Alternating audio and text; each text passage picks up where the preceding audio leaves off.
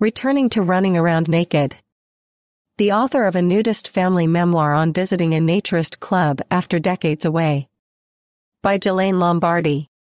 I pause in my packing, taking in the fancy floral cocktail dress, my husband's button-down shirts and slacks, when I am struck by absurdity. What am I thinking? We're going to a nudist resort. The thing is, I want to be taken seriously.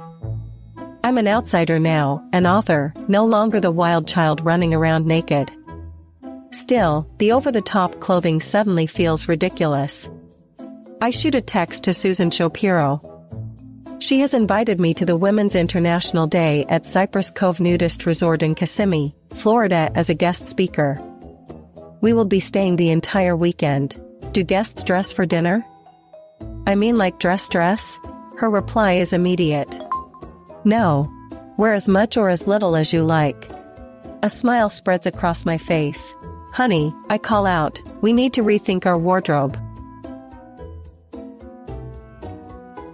Running around naked. I published my memoir Running Around Naked a year ago. The story covers my early life of growing up in my parents' South Florida nudist camp. It's a fun but honest read. Sales have been doing fairly well considering I tend to avoid marketing. Though I performed nude on stage throughout my adolescence, those days are far behind me. I seem to have developed a fear of public speaking. This is not helpful when promoting your work. Susan has assured me that I will feel completely comfortable with moderator Lynn. I return the dress clothes and heels to the closet and pull out light sundresses and flat sandals. I add shorts and tennis shoes in case I can get some pickleball in. When I was young, nudists were all about volleyball. Now, pickleball is all the rage. Is this due to new trends? Or the increased mean age of nudists? I do not pack a swimsuit. Cypress Cove has a large lake, 2 pools, and a hot tub. Clothing is optional, unless you are in the pool. No bathing suits allowed. I know this from my early years. It's all or nothing when swimming. This rule actually creates many nudists. It's hot out, you want to get cool. Time to skinny dip.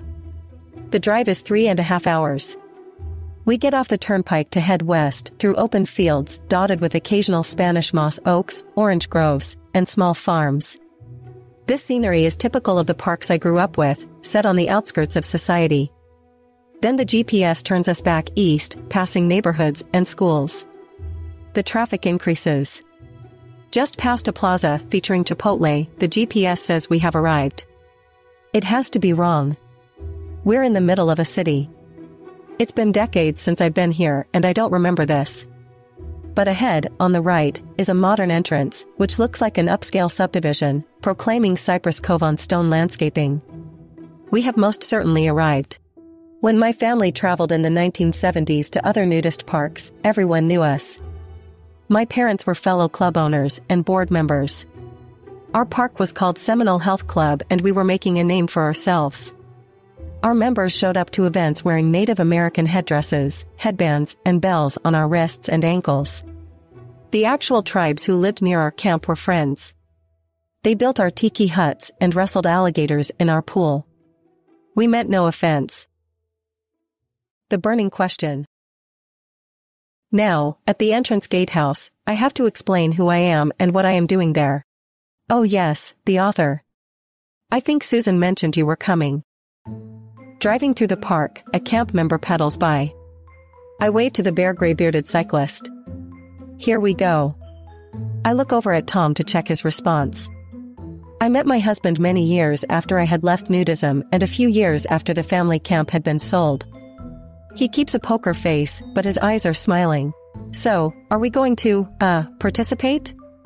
Tom asks. He has asked me this question a few times already. I'm going to let you lead the way. If you do it, so will I. He is still non-committal. Still having a hard time believing that a group of people can be nude without anything sexual going on. I am not going to push Tom. After all, I'm not really sure I can return to publicly sans clothes myself. It's been a long time since I rock and rolled naked. Cypress Cove office is set up like a tropical hotel lobby with various nudist items stacked on the shelves. Sunscreen, sunglasses, bumper stickers with witty lines such as "See more of your friends," but it is a booklet that really catches my eye. The cover is green and lush with caricatures of active nude bodies of all shapes and sizes. The title reads, "The Beginner's Guide to Taking It All Off." I pick up a copy for Tom. Just in case. We have been invited to a 5 o'clock meet and greet dinner at the lakeside restaurant, and we are 5 minutes late. I have on white shorts and a sleeveless blouse. Tom is also dressed in casual attire. The other guests are anywhere from fully clothed to tops only to completely nude. Just as Susan had informed me, you can dine however you like. We chat with the other friendly vendors and speakers here for the event. Our table of mostly women share appetizers of mussels, escargot, and crab cakes, which are unexpectedly delicious. Tom brings us drinks from the bar. I sip my martini and think of my own childhood camp, which did not encourage alcohol. At our dances, where alcohol was likely, clothes were mandatory. Times have changed. Barely proper. I had sent a DVD copy of a movie my dad co-produced from 1974, called Barely Proper. Seminole Health Club had presented plays each weekend: Barely Proper, Nude Awakening, Next of Skin, and the musical, Mother Nature. All were created to promote the lifestyle of nudism. Growing up, I was always a part of this promotion. A storyline was added around the play Barely Proper to create the movie. I had donated the only copy left of the film to the Nudist Research Library here at Cypress Cove. They will be showing the film this evening. I'm happy to know this library exists. Finally, a place to preserve all of my family history featured in home movies and albums which are currently hidden under beds and in closets. I have documented our early nudist life in my memoir. I would never change these years or my coming-of-age story, but I have since joined the outsiders. I no longer feel comfortable with my naked body and am overly aware of passing windows without clothes. I hide behind robes or towels. The audience assembles in the clubhouse. I sit in the back with Tom and self-consciously watch my 11-year-old self perform on film. I know exactly when the laughter will rise. I still know all the words to the play, which I much prefer to the movie. After the film, I stand at the front to answer questions. I'm comfortable with the give and take of Q&A sessions. It's the monologues that terrify me. Were the actors all nudists? No, but the actors who performed in the play were. Are you still a nudist? I hesitate, a little uncomfortable. Will they think I'm a traitor? Also, I don't want to give away my book's ending, but I decide to answer honestly. No, not anymore. Another hand raises. I point to the darkly tanned gentleman in the crowd. Why did you leave? Here I smile. You'll have to read the book. We spend the night in a lovely hotel room and wake up early to set up our tent on Vendors Row. Another tent close by is already in place for the speakers scheduled for the day. White chairs line up in front. I will be the last speaker of the day. Diving in. Tom is off playing pickleball on one of the 8 courts. He's removed his t-shirt. About half of the players wear nothing but tennis shoes. Dressed in a tank top and shorts, I am happy to get in one tough game before heading to my booth. I introduce myself to the other vendors who have set up in a line near me. A couple of them promote nude beaches. Under one awning, a nude photography book is displayed. The cover shows the faces of 6 women of various races and ages, and the title Bodies and Souls, The Century Project. I flip through the pages and am struck by the raw images of nude females from crowning at birth to age 94. It is a celebration of women, inclusive of all body types. Each of their stories are told opposite their photo, revealing emotional and sometimes physical scars, or the absence of breasts or limbs. They are all beautiful. It's hard for me to express how moving I find these stories and images. I learned that these few books are the last ones left. The book is no longer in distribution. I make a deal and trade one of my books for one of theirs. I am grateful to have my own copy. One of the vendors is promoting the club spa and giving free chair massages. How can I pass that up? I add my name to the list. When it's my turn, I pull my tank top down to my elbows, exposing the upper portion of my back. I think I would feel comfortable taking off my top completely, but I'm not sure how Tom would feel about that. The massage is wonderful and my tension for the upcoming interview is rubbed away. I greet those who stop by my tent and are interested in my story. I answer questions and sign the copies that are sold. In my best cursive, I write, "I hope you enjoy," above the title, "Running Around Naked." The nude bodies surrounding me do not affect me in the least. This was once my way of life. I do wonder how it is affecting my husband.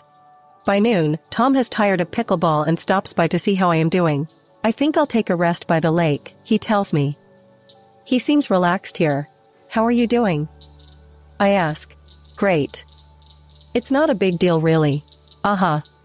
He's starting to get it. I smile. "I'll try to come over when it slows down." I watch Tom for a moment, as he positions a lounge chair for the best rays. The sun glints off the lake, behind him. I go back to being Jelaine Lombardi, author at your service. I meet a few others who are writing their stories and share what I have learned along the way. I'm browsing through the photography book when I hear my name called. I squint to the lake, where Tom is standing tall and proud in all his glory. "Come on over," he calls out, waving an arm. He then gives a woohoo, and shakes his hips, showing off his bare moves. He did it. He has taken the plunge. A warmth rises in me, and I burst out laughing at his enthusiasm. He's nearly 67 years old and acting like an adolescent. It seems I will have to join him. After all, a deal's a deal. I walk to the beach, pulling off my sleeveless top and shorts, shedding 40 years of modesty. The cool breeze on my body is exhilarating. I remember this feeling. I've come full circle. I am a child once more. Learn more about Jelaine's book, Running Around Naked, on her website, JelaineLombardi.com, or buy a copy on Amazon. We hope you're enjoying Planet Nude. If so, please consider a paid subscription. Your membership comes with exclusive content and supports our work. Subscribe at www.planetnude.co. This episode of Planet Nude podcast is sponsored by the Naturist Education Foundation, supporting naturist initiatives and preserving naturist history. Learn more at www.naturisteducation.org.